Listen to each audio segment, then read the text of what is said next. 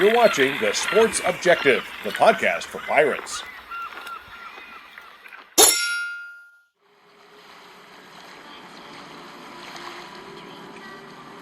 You're listening to A Pirate's Life for Me on The Sports Objective. Join us every Friday at noon as we catch up with a member of Pirate Nation. Here's your host, Bubba Rosenbaum.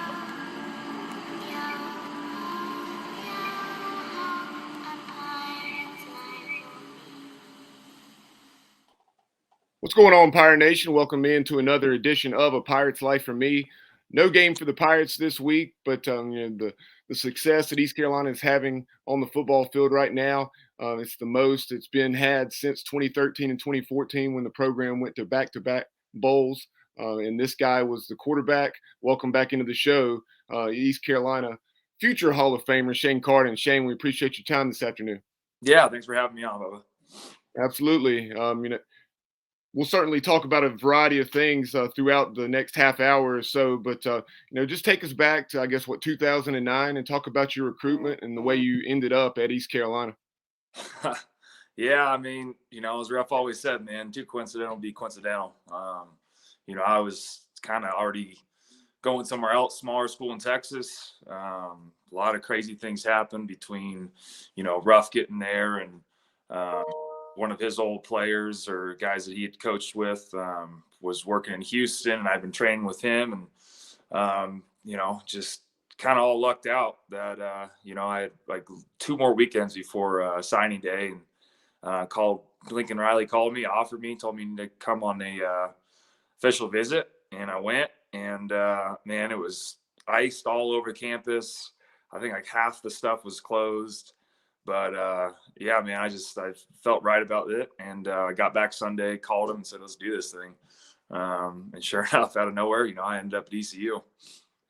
You talk about some of those FCS programs that were recruiting you. I believe I've heard you say was Stephen F. Austin or maybe Sam Houston or both of those.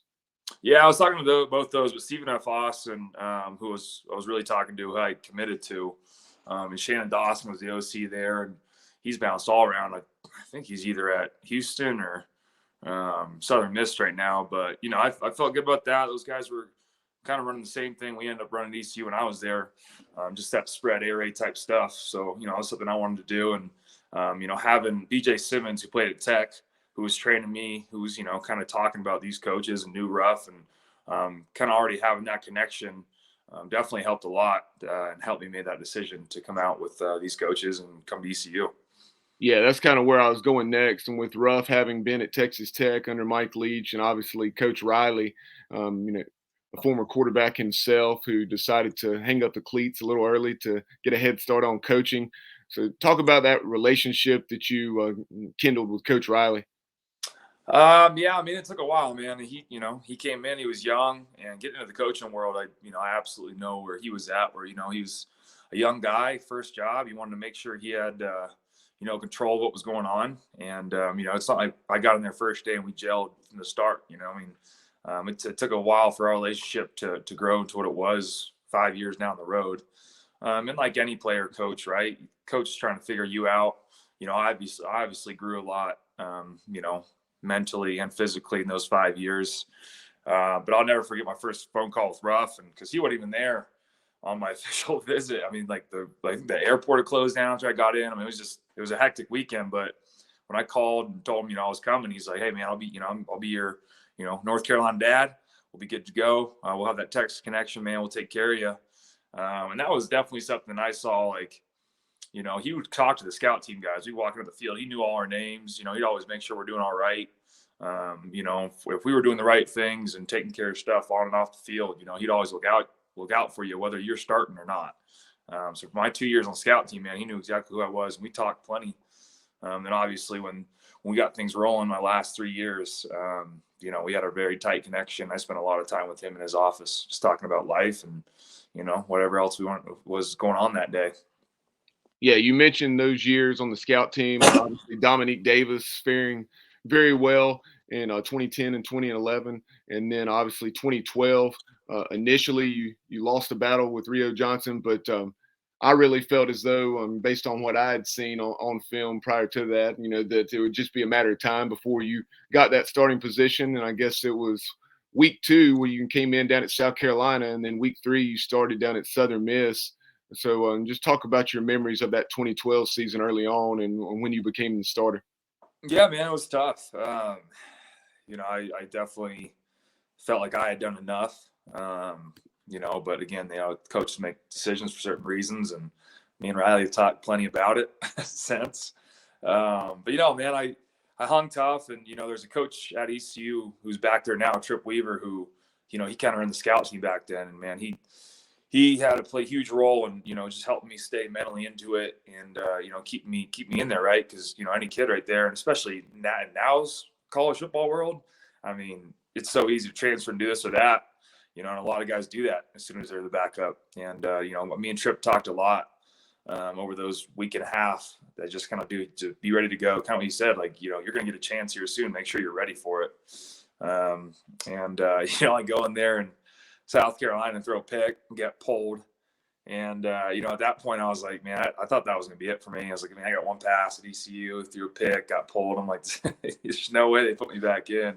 I just remember looking up at the stadium at South Carolina, like, well, there it was. But lucky for me, not lucky for the guy who was in. He threw a pick 6, and, Riley goes, hey, you're going back in. If you throw another pick, you'll never play. I was like, okay. No pressure. Yeah, no pressure. So I go in, and we ended up putting up 10 points. We were shut out at that point. So got it rolling. And, Southern Miss, our offense was just those first few weeks, really until about UTEP was playing terrible. But we got that first win at Southern Miss, my first start, and man, there was no better feeling. But I knew our offense had a long way to go. And then we went and played at North Carolina and got just crushed. Could barely do anything offensively. We won that first game. We got crushed by UNC, and I wasn't playing very well at that point. I remember sitting out in like the hallway of UNC Stadium. And, Riley came and talked to me. He's like, hey, man, like, hang in there. We're going to get this thing rolling. You're our guy. Don't worry about this or that. Don't worry about what you're going to hear. Let's get better. And you're going to be our starter this year. And I want to say that next game probably was UTEP. And we really started to get it rolling, started scoring points. And then, like, Memphis came to town, and they were having an off season, but they had a great D-line. We really put up points against them. And then after that, we got it rolling. But to go from being told in Riley's office, not the starter, to, hey, if you throw a pick, you're not going to be in again, to, him just being, hey man, hang in there. You're our starter, and then to just get rolling. It was a lot of change in that first month or so, but definitely for the better, man. And that's what a lot of times today, like, first sign of this or that, people are fired or people transfer. We battled through it, and it made us better for it, and it made us better in the next few years because we had to go through that starting point. Yeah, that UTEP game you referenced, I remember there was a lightning delay. Oh, yeah. And I remember having to go inside Minji's, and then you came back, and the Pirate Nation was, of course, fired up. That was the coming out party for Tay Cooper. That's right. Because I remember that story. Tay Cooper was like, and I said, man, why are they booing me?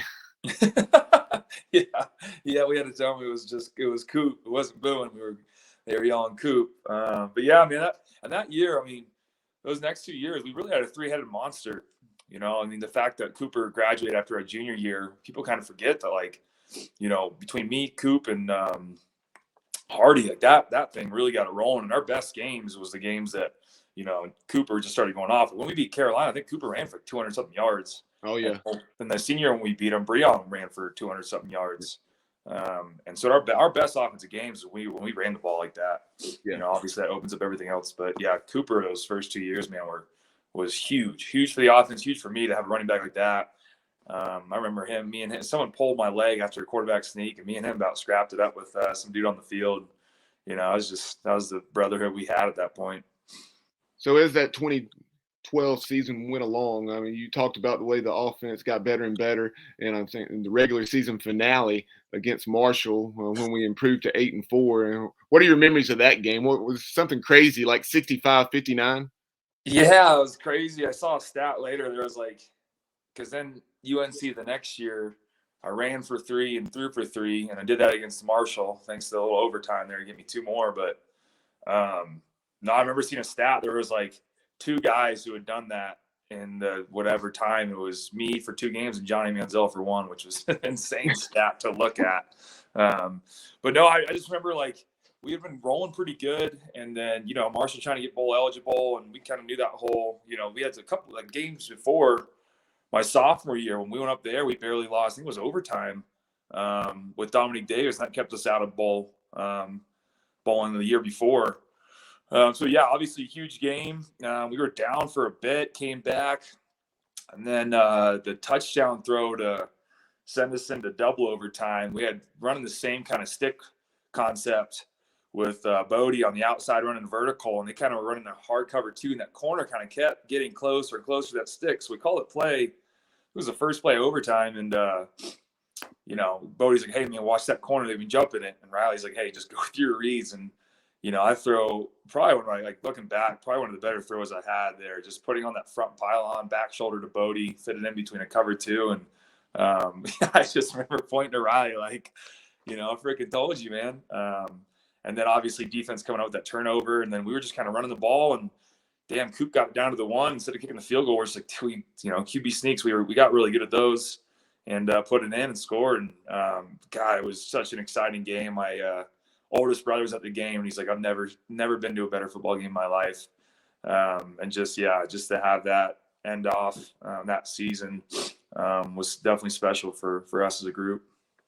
In 2012, obviously, you guys won 8 games. In 2013, you already referenced the North Carolina game. You were coming off a game against Virginia Tech where obviously you felt like you had left some things on the table, and there were a lot of doubters and naysayers, and you went to Chapel Hill and did what you did, putting up 55 points and lighting up the Tar Heels. I think you pretty much, ran for 250 and threw for 250 or maybe even 300 on each one of those aspects.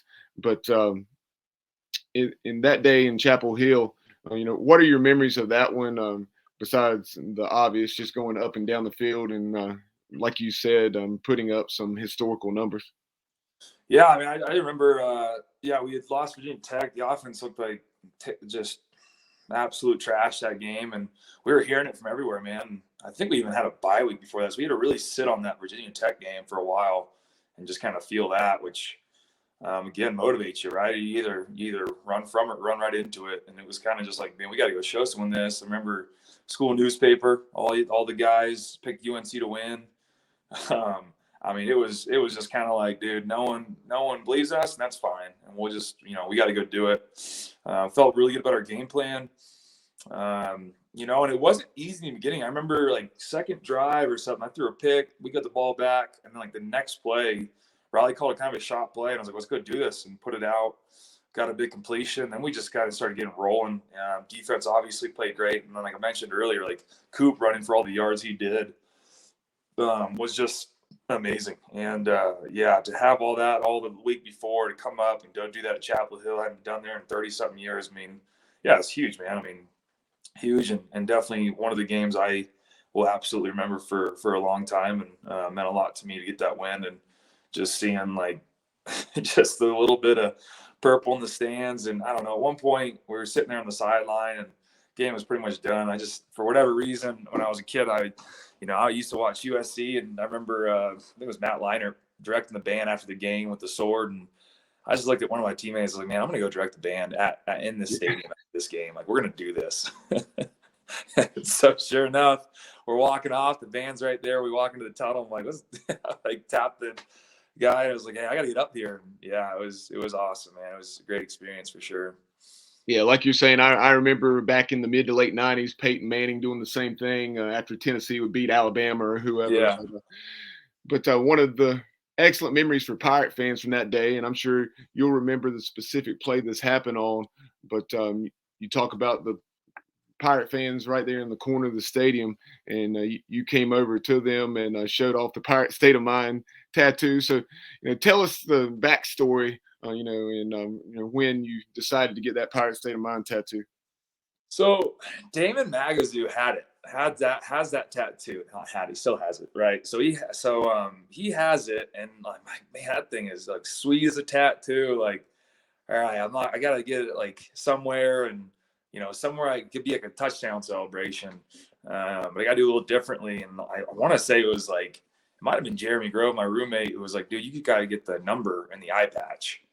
I was like, that'd be sweet. Did it a little unique. So we all, it's a 5. So everyone always joked, did you put your initial in there or number? But yeah, so I got it done that summer. I was all stoked to bring it out that season. And I think it was that summer we were out training, and the coaches were out that day watching us run and stuff. And I think like Riley saw it, and I'm sitting there, and he's like, nice new tattoo. I was like, oh, thanks. He goes, so you think you're going to stick around for a little bit? I was like, yeah, I think I'll be here for a couple more years. And then, I mean, that game, I think I had done it already in one of the games, but Rob Goldberg was sitting right there, and just somehow got just the perfect picture. I didn't even see him. I just remember going to our fans and like showing it to them, and I had no idea there was a camera just like right in front of my face taking that picture. And then obviously that picture blew up. I get on the bus, and that picture is everywhere already. My name's trending. Like, I was new to Twitter. I didn't even know what that meant at that time. It's just like, yeah, everything blew up after that game. Yeah, that picture, like you were saying, it was used on a digital billboard in Greenville after the 2014 game, as well as probably some other games against the Tar Heels where the Pirates were victorious. But progressing on to that 2014 game, what are your memories of, or before we talk UNC, but the Virginia Tech game, coming off a hard loss down in Columbia to the Gamecocks, and then you go to Blacksburg, they're coming off a win at Ohio State, and then you jump out to that 3-touchdown lead in the first quarter? Yeah, kind of same deal. Like, I thought we played pretty well at South Carolina. There's a couple throws I remember that I felt I had missed, and just kind of like, man, we should have had it. We should have won at an SEC school like that. It was right there for us. So definitely some frustration. I'm going to Virginia Tech. It was like, man, looking at them on defense, what they'd done to us the year before was a lot more like zone cover 2. We'd seen a little bit of this like all out zero blitz look they did against Ohio State that was really successful against them. And it was like, man, I don't think they're going to do that against us. They had some good corners, but we always felt that our receiving core was better than anyone we'd face. And sure enough, man, they come out and they're just blitzing the hell out of us, playing man, and just kind of was like, all right, let's go have our guys be better than your guys. And our guys were that day. Unfortunately, we should have got out to a way better lead, and we let them back into it to tie it.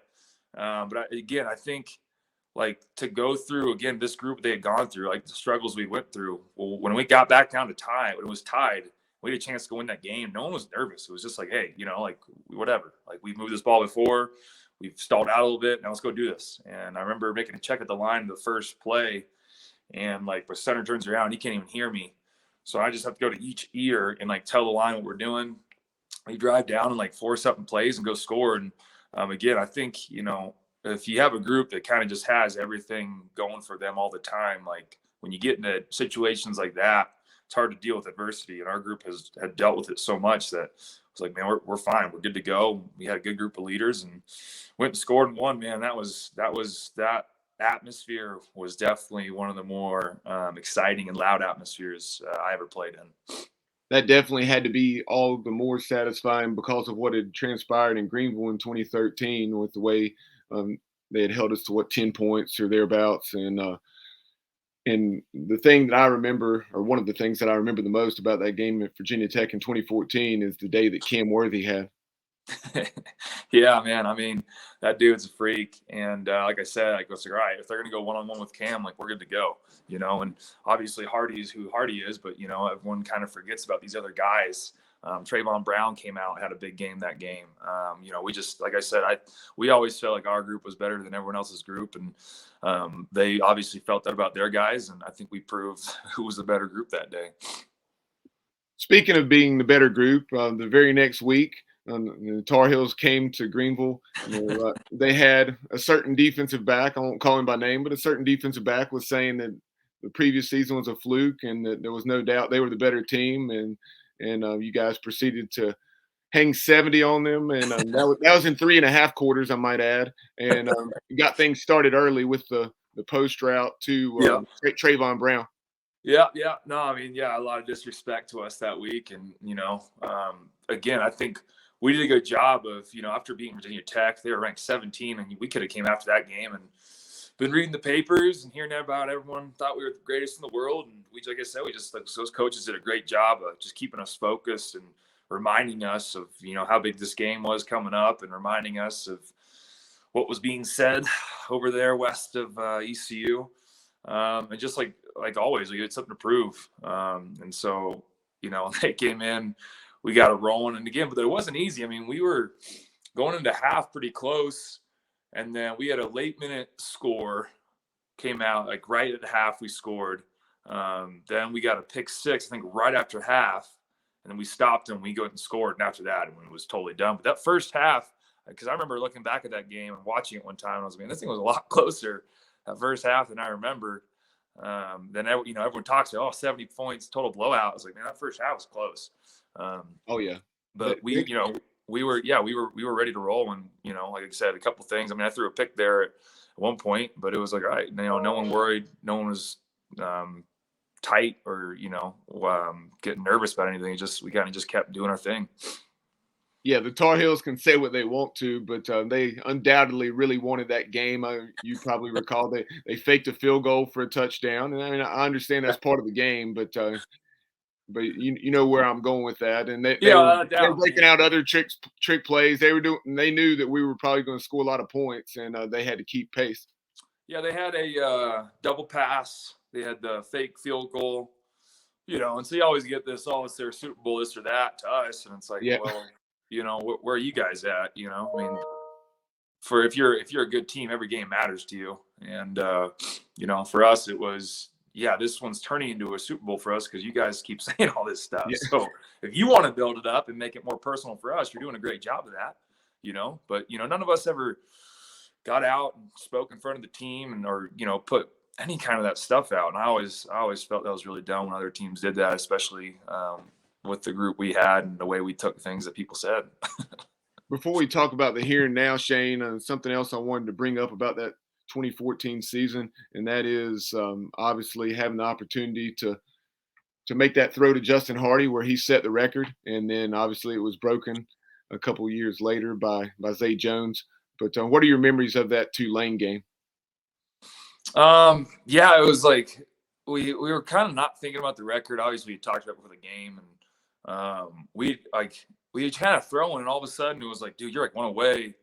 And we had missed a couple big ones. Like we were trying to get something going for that catch, and it kind of stalled the offense a couple drives.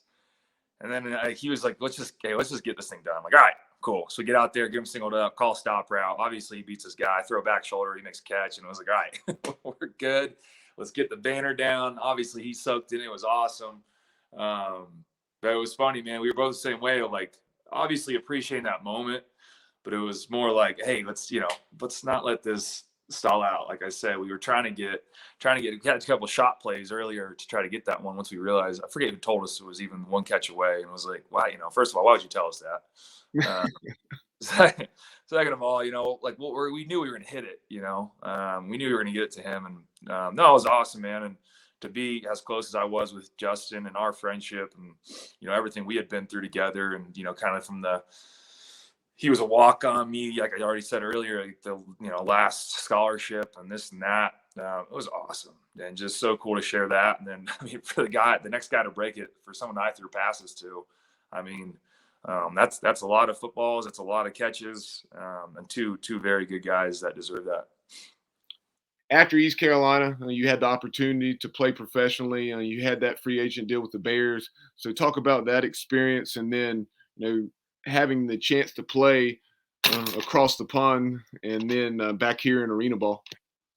Yeah, just like I kind of joke with my players now. I got to try out all the leagues. I got to go see at the highest level, and I'm truly fortunate for that experience, especially now that I'm coaching and getting to see top athletes in the world, top supposed coaches in the world, stuff like that. And then it was definitely tough, man. Just, you go from high school and you're the best guy, and you get to college and, you end up being one of the best guys, and then you get there and then it's like you're cut. And then it was kind of like there was no, well, you didn't get cut, you got a year to work it out or this or that. And I was like, no, you're done. You got to go figure things out. Had a tryout down in Jacksonville. That kind of whole experience was more like disheartening to the process of like, man, I went down there through 12 passes and left. And I was never a guy who was going to, get up there and be 6'5" and throw the ball, 80 yards in the air and press a scout with a workout. That's just never what I was. I didn't get the starting job in the arena the first week, and then I got to play, and then everything kind of changed from there. I didn't get the starting job at ECU, but I got to play and help the program and do what we did there. But, Germany was an amazing time. I'd never been to Europe. And as all athletes know, we sacrifice a lot of time, a lot of trips, a lot of family time, and a lot of experiences for our goal. And I had done that. And, for football to finally, give me the opportunity to do something like this was really cool. Still talk to those guys, still have some great friends from that whole experience. Got back, was in Houston, trying to figure out my next move, and then got called from Montreal to go play in CFL. And to experience that whole thing, and got to be a third string there, and got a couple reps. Almost scored a touchdown on a little QB sneak. Wasn't able to get in, and then I was back in the off season. I thought I was going to go back up there and have a chance to play. Got cut, and then Baltimore called me in arena, and like I said, that's a whole different game. You got to get used to this, the speed of it, the different defenses and what you're doing. It's once you get it, it's pretty simplified and understand it, but understanding the process of like how the offense works in Rita's is a lot different than the other leagues. So there's definitely a learning curve in that, but we got to go down there and play some fun games and throw for a ton of yards, and realizing if you don't score one drive, like you're already behind. It's just how much scoring happens. But a couple of injuries, a couple of back concussions at the very end of that. And, just kind of looking right after that season, what my plans were, and decided that was kind of it for me. But, I always laugh, like my first and last throw at ECU were both interceptions.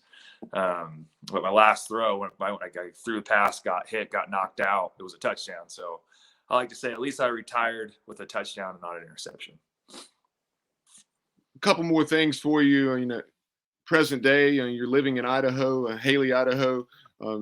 You're a head high school football coach. You're also in the real estate business. So just tell Pirate Nation what you're up to now. And I know you spent at least one, maybe 2 seasons as an OC prior to get the head job there at Wood River. Yeah. I was the OC, the AD. He was looking to get out of being the head football coach, and so we had some good conversations, and coached with him for a year. Got to learn a lot, and then I've been coaching up here for 4 years now. We just got to the playoffs, which is the first time in 6 years for this program, with my first group of freshmen. So that was a really special experience for us, and great group that I'm definitely going to miss. We have our banquet here next week, and as Coach Ruff said, it might be a little eyeball sweat saying bye to those guys. And then, just working some real estate up here, and, getting to have football be a part of my life. It's not all my life. I get to do some other stuff, and, I do enjoy real estate. You kind of, making deals, and it's a bit of a game situation too, right? You're kind of game planning for something, then you got to, taking on your feet and counter and this and that. So I do enjoy it a lot. Working with people and really understanding people. And I think that's what made me a good quarterback, is understanding people and people's emotions, because that's definitely what you have to do as a coach, and definitely as a quarterback. So just enjoying it. And, I got married this past summer, and had a bunch of the ECU guys up here, and some of those guys, I don't think they understood what Idaho is all about, but there's the picture. They're up here, man. It's gorgeous up here. I was like, man, I try to tell you guys. So it was an absolute great time getting those guys up. We missed a couple guys. Ruff couldn't make it. Hardy couldn't make it. Breon couldn't make it. And a couple other guys couldn't make it. But, it would have been fun to have them up here, but we'll get up here sometime. Yeah, Shane, you're looking like Johnny Cash there. Yeah, we had to go full full look there. We were talking about what we're going to wear, and I wanted to, separate a little bit from the rest of the groomsmen. So I decided to go with the all black, and no, I thought it was a great look. Yeah, and that had to be cool to get all your or a good number of those college teammates and friends from East Carolina up there, and talk about Coach Riley because you obviously everything he did at Oklahoma, and now moving on to USC. That certainly speaks to the relationship that you guys have. That with his busy schedule, that he made it a point to be there. Yeah, no, it meant a lot, and like as we know as coaches now, and looking back at our relationships with those coaches, like they have a huge influence on us, and I think that's why we want to keep it alive and get into coaching and have that same influence that we had. And like I talked earlier, we weren't the smoothest. We didn't have the smoothest relationship when I first got there, and it took us a while. But no, I definitely appreciate him and Coach Ruff and Tripp and Donnie and all these guys who had these great influences on me and in college, and continue to reach out and help as I kind of went along. And to have him there was great. The offense I call is very much based around what we did at ECU. Obviously, every good coach, you got to change for your personnel. But to have those guys up here and just to get to share, that whole weekend with those guys and them seeing, where I'm at now. And a couple of them been up here in the winter, but none of them been up here in the summer. So that was definitely a big shock what Idaho is all about. And in the open, I talked about the success that the program's currently having, going to back-to-back bowls for the first time since 2013 and 2014. Holton Ahlers really playing about as well as any quarterback in the country, having complete right at 80% over the last 3 games. So yeah, some of your records are falling, and it's tough to compare errors and so forth. But I know you take a lot of pride in all you want is to see the Pirates be successful and to see what Holton and Coach Houston and staff are currently doing. I know that means a lot. Oh yeah, 100%. Like you said, man. Records are meant to be broken. The way he's handled himself and the situations he had to deal with, the adversity he's had to deal with. I think it's awesome, and I'm a big fan of Coach Houston. I can't wait to finally meet him here in a couple weeks. But yeah, it's been fun to see these guys get the success and get this thing rolling. And I'm around BYU country up here, so I texted someone the other day. I was like, it was big time we won. I gotta talk some smack up here for ECU beating them. And if BYU goes beat Boise State this week, I'll get even more smack because I'll say, well, ECU just beat those guys. So, but no, it's been great to see ECU get back on that level. Unfortunately last year about the whole COVID bowl game thing, but obviously this year they'll get to play that extra game because, every other sport you get on these tournaments and get to go travel together. And, for football, you really don't get that. And, when you look at these bowl games, that's kind of what that whole experience is, man, getting to go travel with your guys, you guys just being a week somewhere else, spending that time together. So I'm looking forward to those guys. They deserve it, man. Because like I said, they've had to deal with a lot of adversity and a lot of probably outside noise that wasn't very nice to hear for a long time. We've been in those shoes. We've been in that. I've been in that. Well, I guess the locker room's different, but that locker room, right? And had to deal with that at some point. So, like I said, very happy for those guys and looking forward to them playing these next few games. Yeah, it's awesome you're able to come back for that Houston game, a game that obviously means even more to you with you being from there. So that, and then seeing former players like yourself plugged into the program, retweeting the field goal last week by Andrew Conrad, it's great to see. Yeah, absolutely, man. I know I'm far away, but trust me, I'm supporting, everything I can do. And I'm really looking forward to get back. It's been a while. And last time I was there, it was a little weird, a little off, but really looking forward to come back and seeing these guys take it to Houston. I got to play Houston at ECU. We had a great game that day in 2012. So looking for another successful day for ECU. And like I said, man, see the new facilities and just see where this program, was at since the last time I was there and to where it's going. It's positive, it's good. I'm really looking forward to continuing to support and doing what I can for these guys. No doubt, and appreciate the time. Continued success with what you're doing there in Idaho, both on the football field as the head coach at Wood River and also in the real estate business. But appreciate the time today, and take care, and we'll be talking to you down the road. Yep, sounds good. We'll be seeing you guys soon. Pirate Nation, you've been watching and listening to A Pirate's Life for me on the Sports Objective. Be sure to follow us on social media, on Twitter at TSOtv, on Instagram and TikTok at the Sports Objective. Like and follow us on Facebook and subscribe to our YouTube channel. For former East Carolina quarterback Shane Carden, I'm Bubba Rosenbaum. You've been watching and listening to the Sports Objective. And as always, go Pirates.